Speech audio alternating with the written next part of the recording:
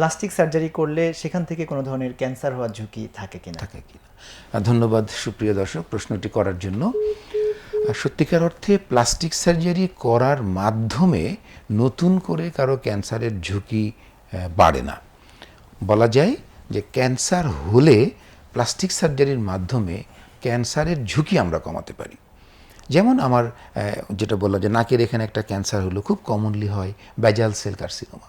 তাহলে এটা যদি আমরা একজন প্লাস্টিক সার্জনের মাধ্যমে অপারেশন করি, সেক্ষেত্রে এই ক্যান্সারের যেই মাত্রায় কোষ এখান থেকে কেটে অপসারণ করলে রোগী ক্যান্সারের ঝুঁকিমুক্ত থাকেন, সেটা একমাত্র একটা সুদক্ষ প্লাস্টিক সার্জনের হাতেই সম্ভব।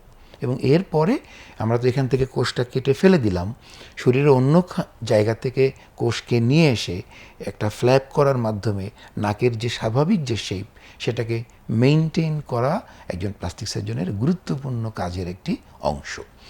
এখন মনে হয় আপনি আরেকটা কথা বলতে চেয়েছেন, যেটা আমরা বুঝতে পারছি।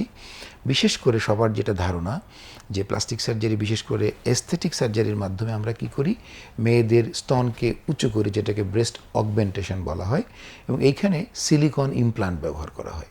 সম্মানিত দর্শক সম্ভবত এটা বোঝানোর চেষ্টা করেছেন যে এই যে প্লাস্টিক সার্জারির মাধ্যমে স্তনকে উঁচু করা বা ব্রেস্ট অগমেন্ট করা বলা, এখানে কোনো ক্যান্সারের ঝুঁকি আছে কিনা।